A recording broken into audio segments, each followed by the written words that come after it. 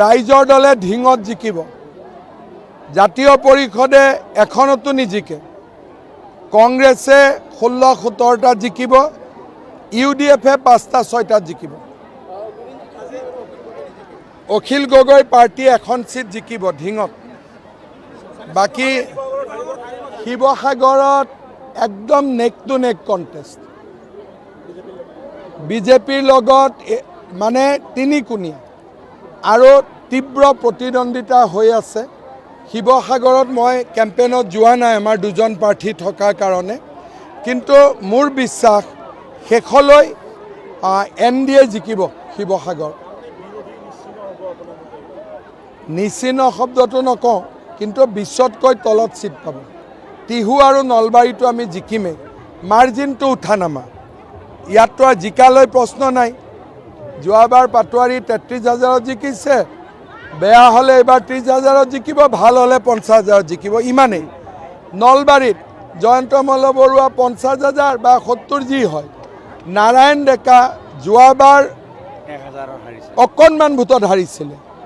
এইবাৰ সমষ্টিৰ পৰিৱৰ্তন হৈছে, দিগন্ত বৰ্মনৰ বহুত এণ্টি ইনকামবেঞ্চিও আছে, গতিকে নাৰায়ণ ডেকাও জিকিব। নামনিত আমি ধুবুৰীত গোলোকগঞ্জ পাম, বঙাইগাঁৱত আমি অভয়াপুৰী আৰু বঙাইগাঁও পাম, বৰপেটাত আমি বৰপেটা ভৱানীপুৰ, বৰপেটা আৰু বজালি পাম, নলবাৰীত 3খন পাম, BTADত গোটেইকেইখন পাম। এইটোৱে নামনি। 90ৰ পৰা 100। ৰাইজৰ দলে ঢিঙত জিকিব। জাতীয় পৰিষদে এখনতো নিজিকে। কংগ্ৰেছে 16-17টাত জিকিব, UDFে 5টা-6টাত জিকিব। অখিল গগৈ পাৰ্টি এখন সিট জিকিব ঢিঙত।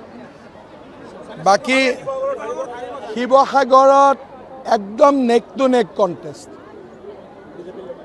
বিজেপিৰ লগত মানে তিনিকুণীয়া আৰু তীব্ৰ প্ৰতিদ্বন্দ্বিতা হৈ আছে।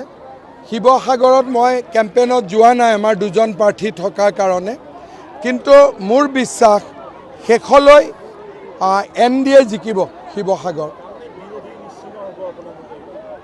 নিশ্চিন্ন শব্দটো নকওঁ, কিন্তু 20তকৈ তলত চিট পাব।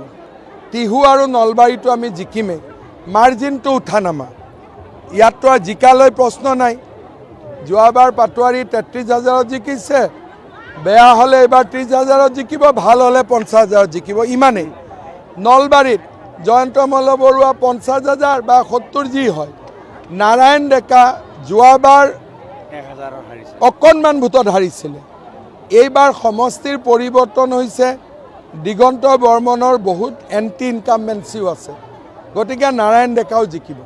নামনিত আমি ধুবুৰীত গোলোকগঞ্জ পাম, বঙাইগাঁৱত আমি অভয়াপুৰী আৰু বঙাইগাঁও পাম, বৰপেটাত আমি বৰপেটা ভৱানীপুৰ, বৰপেটা আৰু বজালি পাম, নলবাৰীত 3খন পাম, BTADত গোটেইকেইখন পাম। এইটোৱে নামনি। 90ৰ পৰা 100।